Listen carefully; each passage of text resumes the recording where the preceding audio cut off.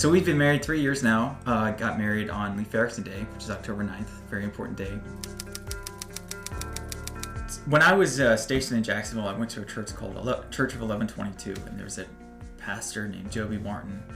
And while we were dating, he did a sermon series on marriage, and it's a great sermon series. Perfect timing, too. Oh yeah, worked out great. And he has a whole sermon on conflict in the marriage, and he presents conflict as a tennis match. And so this isn't about one side trying to beat the other. This is just about, this is like a Saturday morning practice with, your friend, and you're going out and, you're just doing nice, easy lobs to each other, and, you're not fighting against that person. I don't fight against Abby. I fight against a problem that presents itself against us. Yeah, because I think it's really easy in conflict to be like, I'm going to take my opponent down and I'm going to win this fight. But let's say you and I are in a conflict and I win and you lose, well, then I'm married to a loser. And I don't want to be married to a loser. And so no one really wins. But if you and I are on the same team and we're together, problem solving this conflict together, not only are we able to come up with probably better solutions, but also you and I get to be on the same team. I think that first stage where you're just friends, that's the one that lasts, decades. Because when I look at Abby, I first see my best friend. I see somebody who I don't want to fight with. I don't want to give them a more difficult time in life. I want to help find solutions. I want to make their life better, and just kind of approach any situation that we're in as like, okay, how would I want to treat my friend? So the most important thing for me when I look at my marriage with Abby is like a fundamental understanding of the difference between a contract and a covenant. And marriage is uniquely special in the way that it's the closest in a physical relationship we can come to our relationship with God. And that is a covenant relationship. It's hard not to get tied down in like, how can I meet her needs and how can she meet mine? And you have all these expectations floating around, and that can overshadow what your relationship is meant to be. Having that contract mindset instead of that covenant mindset is something that can be really destructive to any relationship, but especially a marriage, and especially a long one, because you can kind of get in this routine of like, okay, he hangs the pictures on the wall and like I sweep the floor, and if the floor's not swept, guess whose fault that is? And if the picture's not up on the wall, like that's like in the contract, I need to make sure that you're meeting expectations and I'm meeting expectations. But in a marriage, I don't think that works, because if I have this list in my head of expectations he needs to fulfill, the best he can do is get up to par. If he knocks every item off the list, like the best he can do is be good enough. And there's no room for like gratitude and love when it's, are you good enough is the question. Covenant is about, I'm doing these things for Abby because I love her, not because there's an obligation. She expects me to meet these needs. It's, I'm doing this because I love her. And so when I do things and I understand that she's doing these things for me, there's a joy in that, these examples of genuine love towards each other shown through these actions, that there's so much more freedom there. And I don't wake up every day like, oh my gosh, how can I meet all these needs that Abby might have? Instead, it's, how can I show my wife that I love her? And that mindset not just helps with that, but it helps with your understanding of who God is and the things that he does for us, because he genuinely loves us, not because he's forced to do them, simply because he's God and he's good. All right, let's give it up for Abby and Joel. Come on, y'all. See, she still finds her way to work her way into the service. You know that? I don't know about picture hanging. I didn't know that was my responsibility, babe. I'm in trouble, y'all, because I don't hang pictures. Well, that was so good. They had a lot of great points in there. Obviously, we're in our marriage series right now called Reconcilable Differences, and we've learned that because of our differences, it can create all kinds of issues in our relationship. But when many are dissolving their marriages because of the differences, we believe the Bible teaches it very clearly that our differences are very much reconcilable. And sometimes, honestly, our differences is what makes our relationship actually thrive, right? And become something even more than we thought it could possibly become. And so I think we need to, dive into those differences and say, you know what? I love the fact that my wife's not just like me, you know. If y'all noticed this week, I have found my wedding ring. Can y'all believe it?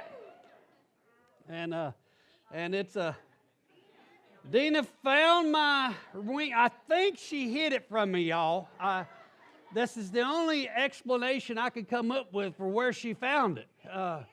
Because I worked hard all week in that room, in that bathroom, remodeling that bathroom, and going back and forth between that and the dumpster. And I worked hard, and there's no way I would have ever put my hand where it was found. So I just leave it at that, and it's on her Facebook, y'all. And she called me there. She said, Herschel, get in here. And I'm like, what in the world's happening now? She says, look in the bag over there. And I'm thinking there's a rat. I'm thinking there's a dead rat in the bag, because we have dead rats all the time in our house. And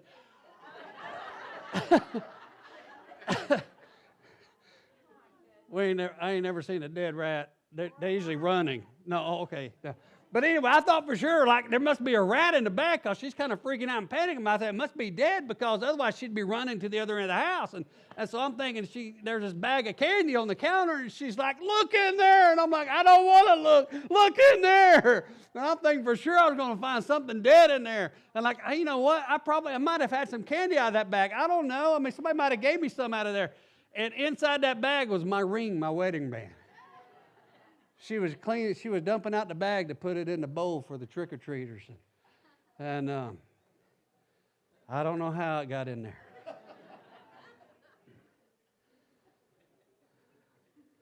But we are so different, aren't we? I mean, aren't we all so different?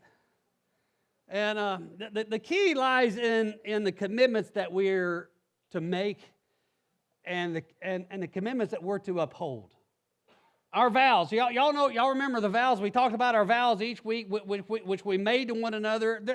Our vows, they're not just words. Am I right, Brooke? They're not just words, man. You want Casey to keep those vows, right?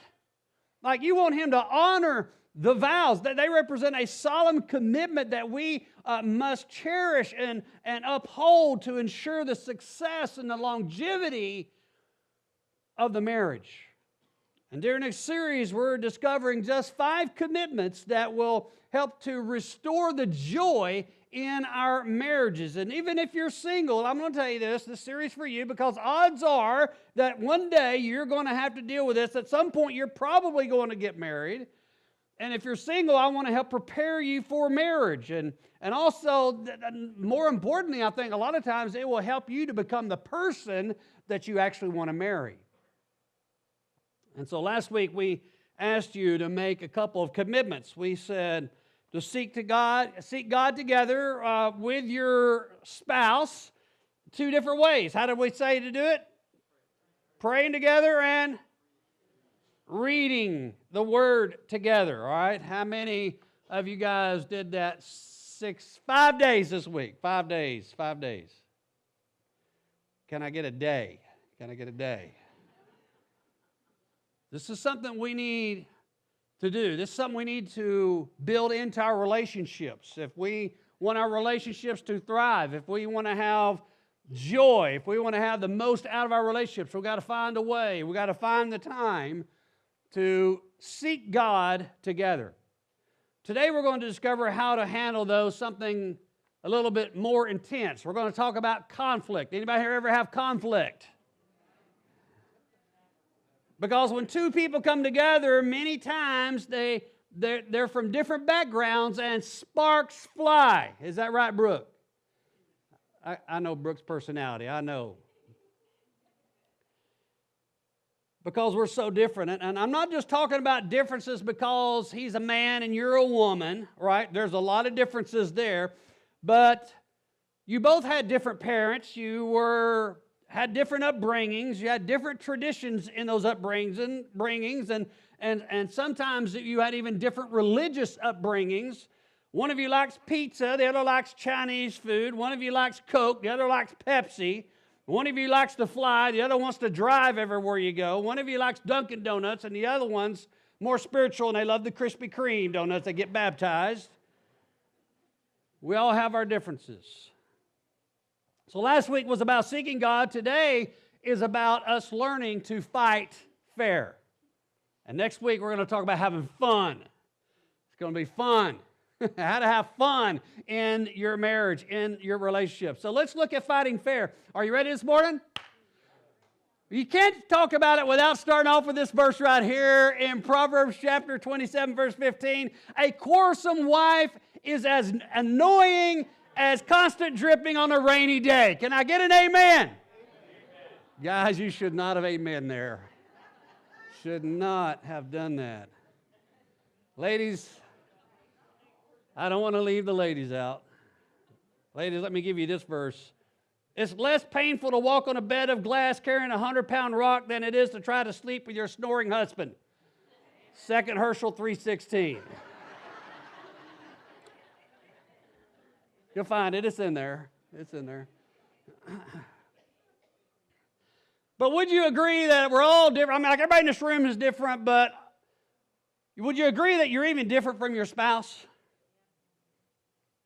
Well, and when there are differences, a lot of times, even the little differences can turn into something big. Has anybody ever fought over something so small and so insignificant in a relationship before?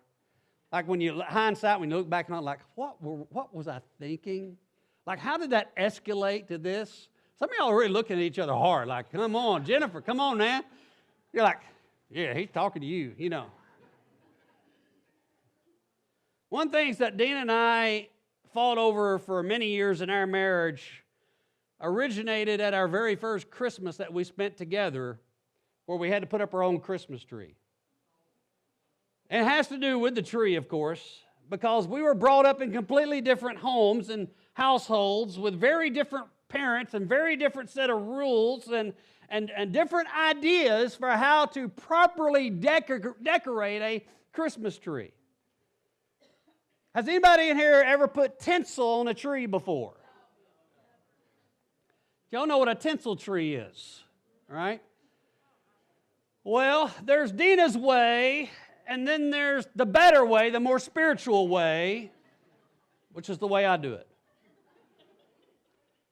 I went back through my home movies this week, and we actually would set up the camera in the corner, and we filmed everything. We filmed us decorating the Christmas tree because, you know, we're away from the parents for the first time. They want to see us growing up, and we were still kids here, and so we would send the videotapes to them.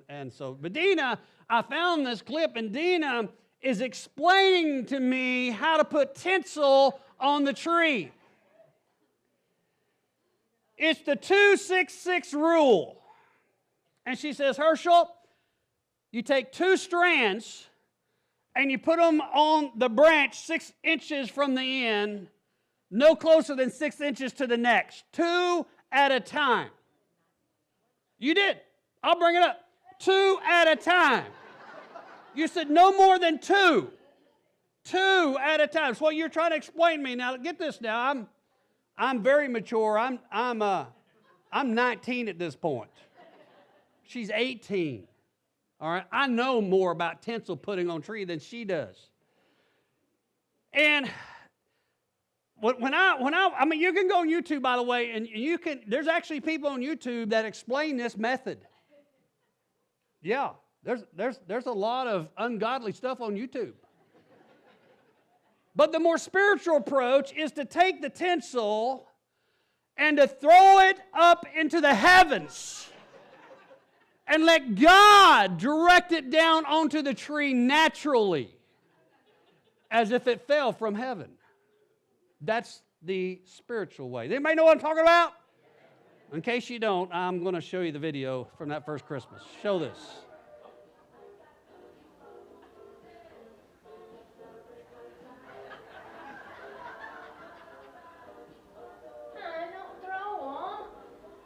Herschel. I think they look good that way. No, they don't.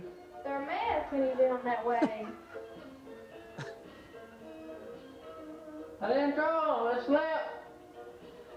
It slipped. See, that looks good. That I was helping Dina. She needed help with the look. You know, did you see her just stand back and like, she grabbing that stuff out of thin air, you know what I'm saying? So we got a new rule now when we put up our Christmas tree. No more tinsel.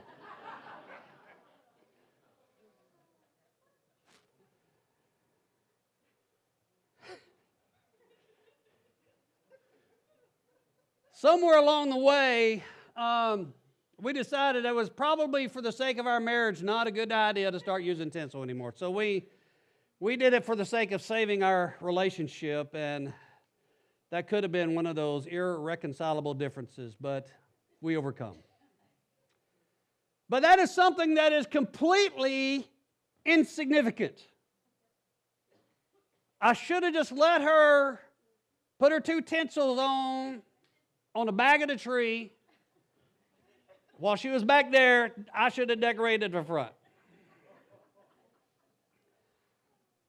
But how does that happen? When something is so insignificant and we get in an argument over it, how does that happen? I'll tell you how it happens. It's because we're all sinners. We're all sinners.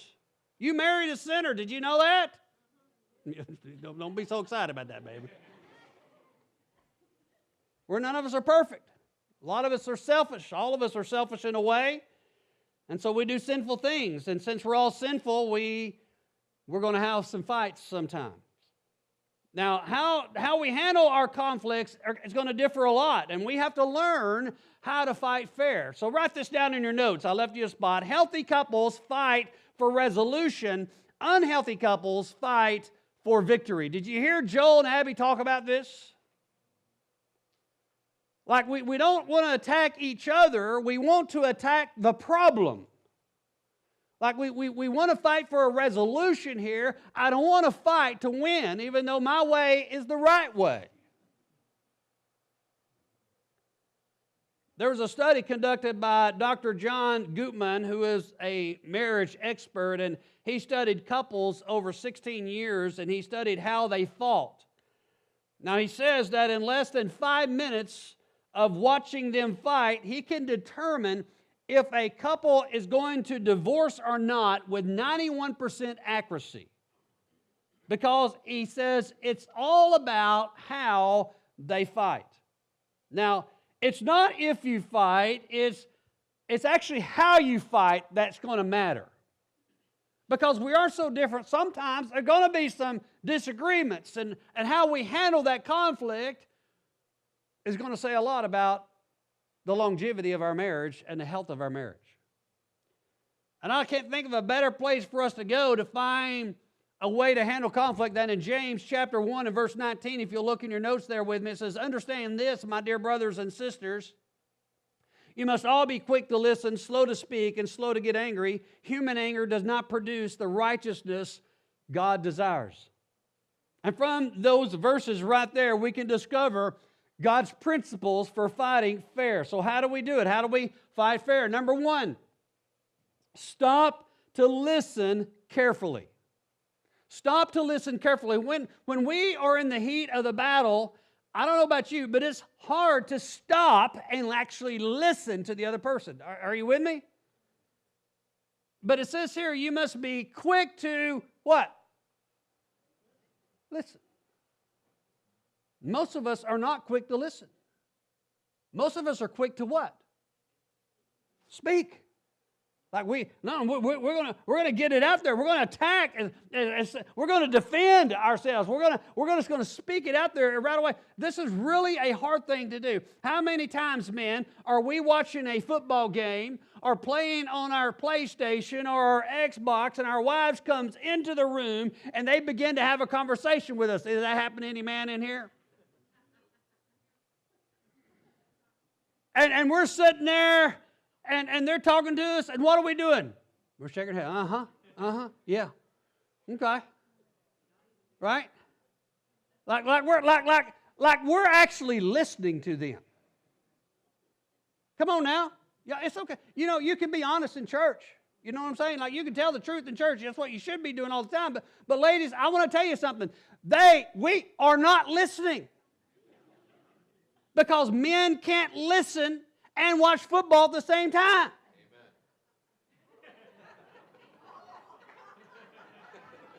It's true. Just speak truth when you're in church.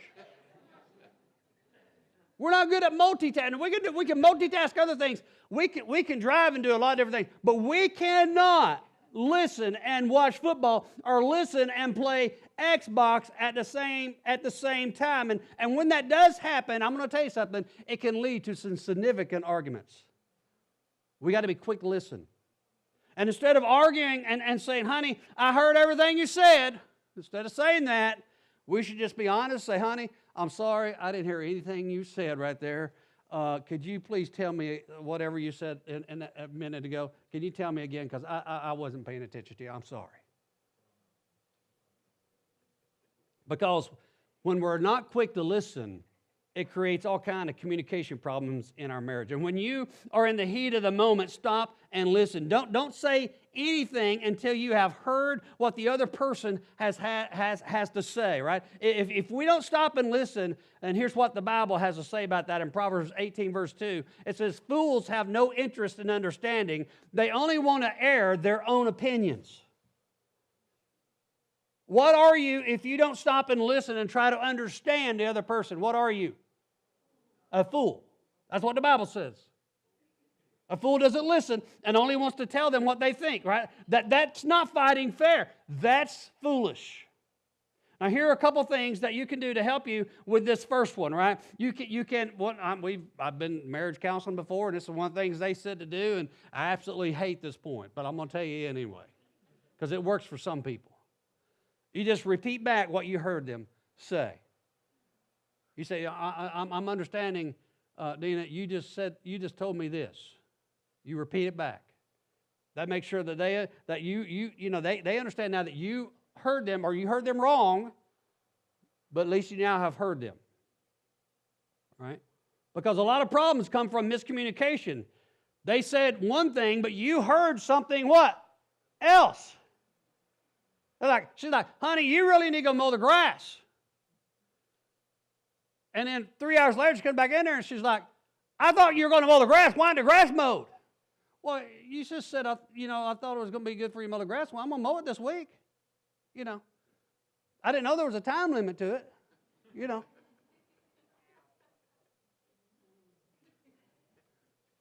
The other thing we can do is we can validate the other person's feelings. We can say, honey, I understand that you feel this way. Like we can try to validate, I understand why you feel like you're feeling right now. You can say, so what you're saying is because I'm watching football and I wasn't listening to you, that makes you feel undervalued and neglected. I understand that, right?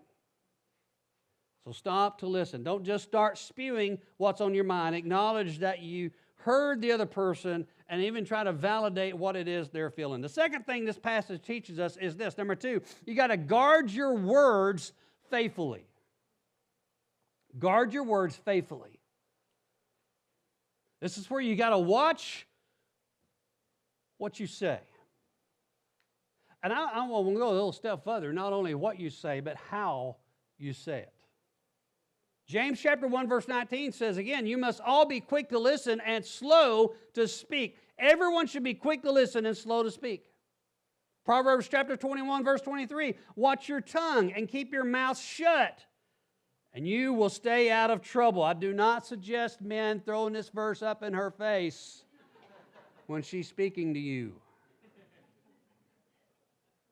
When you're in the middle of a fight, do not bring that verse up in the middle of the fight. Now, there are 2 questions you need to ask yourself while you are in a fight. You should ask yourself, should it be said? And should it be said right now? Did you know that once you say something, you cannot take it back? Did you know that? Once it's on the table, you have to live with the consequences of it. One day, Dina said something to me in a very loving and joking way. I said, "Come on, dog face."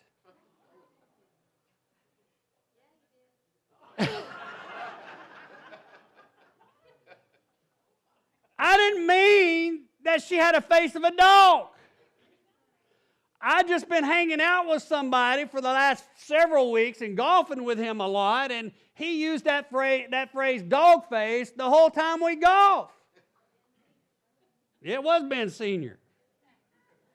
And it just kind of came out of me. I don't know why. It just came out of me. But how many of you know that was not a wise thing to say to your wife?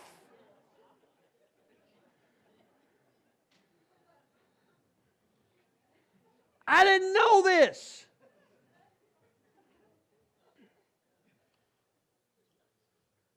I wasn't guarding my words.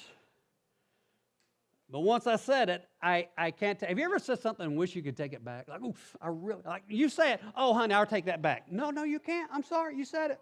Cha-ching. It's done. The next question you have to ask is, should I say it now?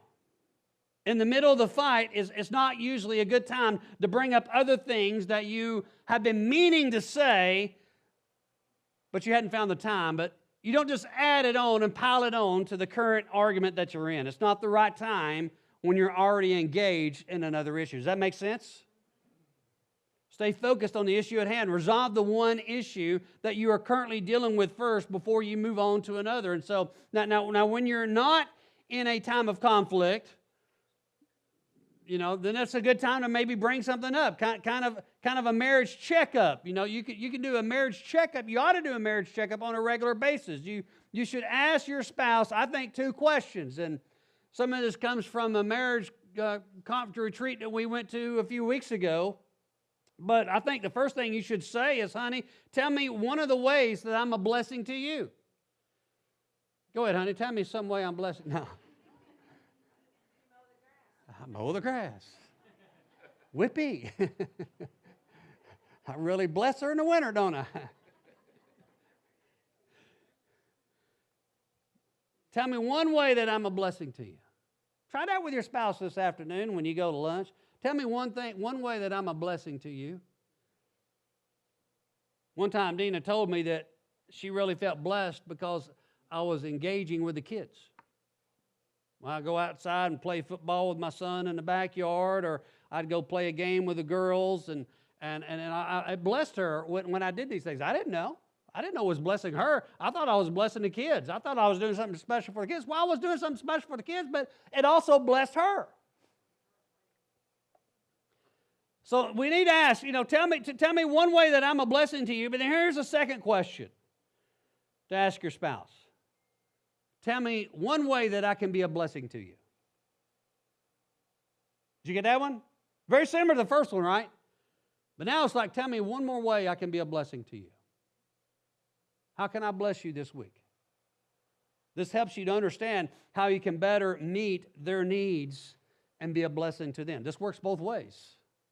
She should say that to you, you say that to her during your marriage checkup. So take the time. When you're not in an argument, take the time to do this. When the kids are in bed, ask each other these 2 questions. One way I'm a blessing, and one way I can be a blessing. But if you begin to ask each other these questions, you will be amazed at what you will discover will actually bless the other person, and how they will actually automatically begin to respond to those blessings. Now, this does not mean that we never fight. And so what happens when we do fight? Well, let me give you a few suggestions this morning of things you should not do when you are fighting.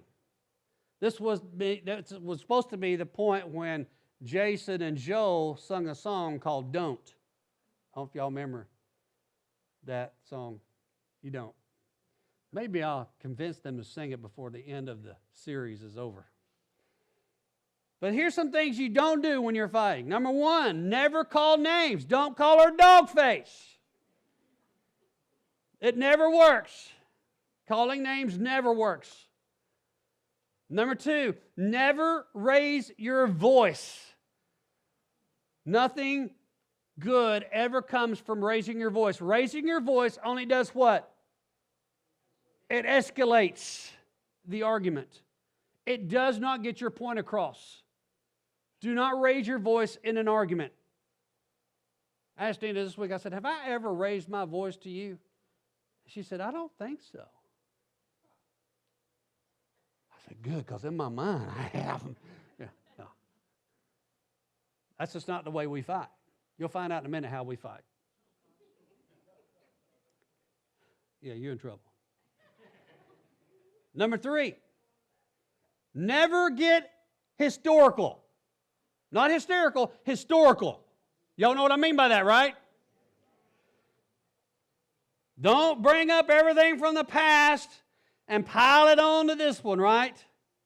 Can't bring up every single thing they've ever done wrong. Number 4, never say never or always. Because I guarantee you, he'll remember that time 16 years ago when he took the trash out to the street. And then, fifthly, never, ever threaten divorce. Why? Because we made a vow. We entered into a covenant. From this day forward, for better, for worse, in sickness and in health, good times and bad times, till death do us part. Never, ever threaten divorce. So stop to listen carefully, then guard your words faithfully. And then number 3 this morning, handle your anger righteously. Because you're going to have anger. We're human beings. It's an emotion. You know, you're going to have some anger. James chapter 1 verse 19 says, you must all be quick to listen, slow to speak, and slow to get angry. You're going to get angry at some time, and so you just have to learn how to deal with it. Now listen, you married a man, and men are different than women. And guys, you married a woman, and a woman is different than a man. It's going to cause some issues. It's going to cause some conflict. Men pass gas in public. Women don't. At least they don't tell nobody they do. There's always the exception to the rule. So how do we handle our anger righteously? Well, Ephesians chapter 4, verse 26 says, don't sin by letting anger control you. Don't let the sun go down while you are still angry. For anger gives, watch this, a what? A foothold to the devil. The key here is to not sin by letting anger begin to control us. We're going to get angry. The problem is what we do with the anger. And we have to deal with it righteously, or otherwise we are sinning. And so the Scripture tells us that it's got to be dealt with correctly, and we must not let the sun go down while we are still angry. For some of you, this is one piece of wisdom that you need in order to turn your marriage completely around in a positive direction. Is just don't go to bed when you have anger built up in your heart, because the Bible says that when you do that, it gives a foothold to the enemy to work in your marriage. And when you don't talk it out, when you don't forgive one another, and you don't decide to move forward from here, and you don't come up with a plan for how you can both win-win, and how you're going to deal with the issue, you have just given a foothold for the enemy to come into your marriage and to try to sink your relationship. This is why last week I asked you to seek God together through reading His Word and through prayer, because it will help you to address these issues as you are communicating with each other, and it will prevent the enemy from getting a foothold into your marriage. So don't go to bed angry. By the way, some of you are the silent person, and when you get angry, you know what you do? You go all quiet. You don't say a word. You go days and not say a word. You really let the other person know that you're mad, by not speaking to them. Some of you are huffers. You huff when you get angry. It really, really comes out when you lay down at night to go to bed and you huff. Dina is my huffer. Not heifer, huffer. She will let out a huff and roll over. I'm the silent person. I will lay there as if I'm not even breathing. We're not having this conversation. She'll forget it by the morning.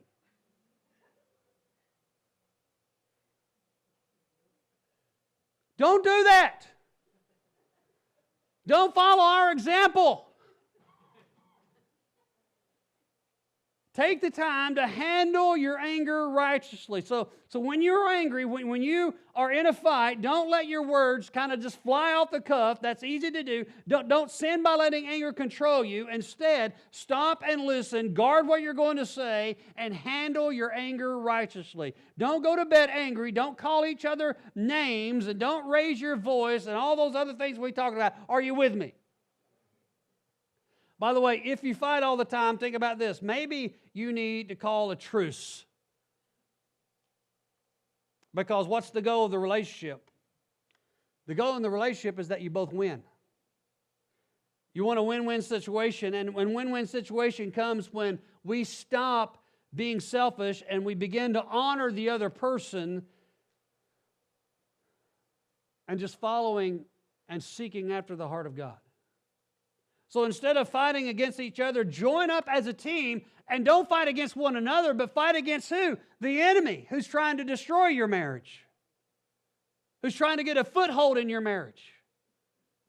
You two talk together about how together you can make this marriage work, how you can make this marriage thrive, how you can restore the joy into the marriage, how you can restore the adventure into the marriage, how wonderful your marriage can become. If you'll fight not against each other, but you'll fight against the enemy who's seeking to destroy your relationship. This morning, I just want to close by sharing 4 signs that show that you are not fighting fair. If you have these 4 signs, you're not fighting fair, according to Dr. Gottman, again, because I know that there are some huge battles that may be going on in here even today, because we all have marriages and we've all been damaged because of different things in our life, whether it was pornography or adultery or abuse or all sorts of incredibly bad things out there. But if you will find yourself with one or more of these signs this morning, the solution for you is simply this: to seek God. Seek God with your spouse every day. Don't stop seeking God, because I believe that God can bring restoration to the marriage no matter what the past has been. I believe it because I have lived it. God has rescued my marriage with my wife. Many, many years ago. There was a point where we didn't talk for like 2 weeks straight. Didn't say a word to each other for like 2 weeks. I remember us walking into church one Sunday and we weren't speaking. You guys ever come to church not speaking before? Or just Dean and I? Anybody have a fight on the way to church today? It's okay, be honest. Sometimes we don't make it out of our driveway, But we didn't speak. We hadn't spoke for like 2 weeks, and we went to church that morning, and there was a guy down at the inn, and the pastor gave an invitation, and I don't want to remember how I got connected with this guy or whatever, but he somewhere after the service, I said, I was talking to him. I said, well, would you like to receive, Jesus into your life? And he's like, yeah. I said, well, let me go get my wife, and she'll tell you all about it. So I went to get Dina, because Dina was in this program over there. They had an evangelism program. I thought, well, okay, let's let her come over and share Jesus with this guy. And so I go get Dina, and Dina's like, no. I said, what do you mean, no? She's like, no, I'm not sharing Jesus with him. You go do it. I said, honey, no, this is you. This is your training. You've got to come on over here and do it. No. She wouldn't come. That night he died and went to hell.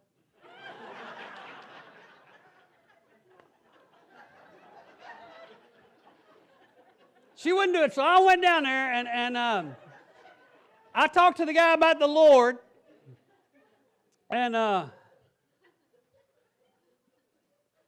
young man, he opened up his heart to Jesus. He surrendered his life to Jesus, and tears rolling on his face. It was a very powerful moment. But I remember that after that experience, after church, Dina and I, we got in our car, and we hadn't spoken for 2 weeks. And she looked over at me and she said, "Well, what happened?" And I was at the lowest point spiritually in my life. That's why I didn't want to share with them. You know what I'm saying? I wasn't there. I was like so messed up with God at that point, and my marriage was falling apart. Everything was. I'm like, I didn't want to share Jesus with anybody, you know. And she said, "Well, what happened?"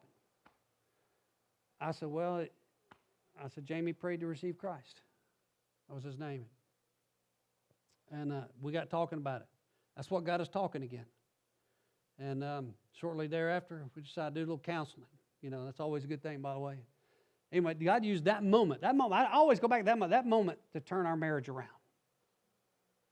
To get us talking, to get us seeking God together and all these things. So let me see, that's all free stuff. I give y'all so much free stuff in this church. Y'all are blessed. Y'all just don't know. So let me give you the 4 things real quick right here. 4 signs that show that you're not fighting fair. The first sign is this: if you're criticizing, if you're putting the other your other spouse down, and you're using words like never and always, and you know you never do what you're saying, you're always a jerk, you know.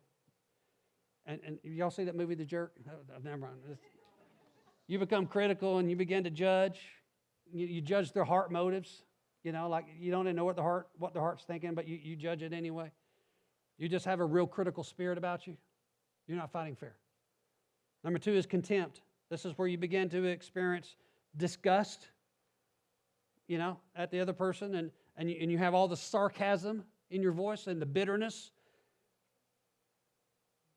Like bitterness has really taken root in you. I think that's kind of where we were at that point. And then there's defensiveness. If you're defensive, like it's always the other person's fault and it's never my fault, like I don't have any ownership in this issue, it's all your issue. And then lastly is stonewalling. This is where it's just over, and this is when you're just done and you don't care anymore.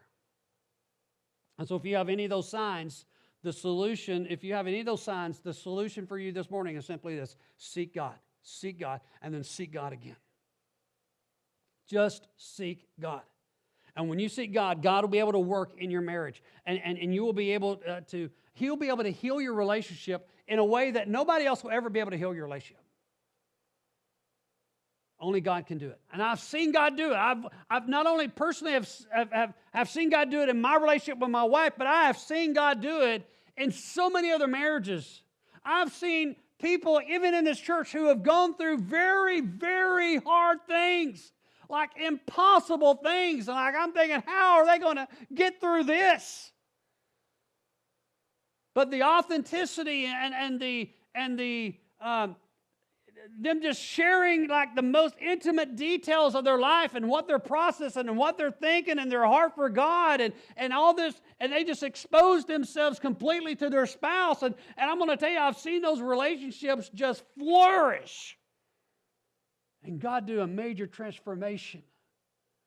And they have some of the healthiest, strongest marriages. And I got some couple of people in my mind right now that I'm thinking of that they have overcome so much because they decided they were going to seek God and do it God's way.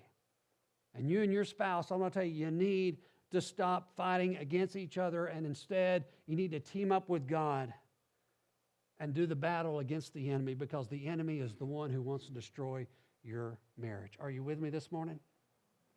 So let's team up with our spouse. And let's apply James, the principle that we learned this morning, to our marriages. Next week, we're going to be talking about how to have fun in marriage. It's going to be a much more easier message to set through, okay? Let's pray.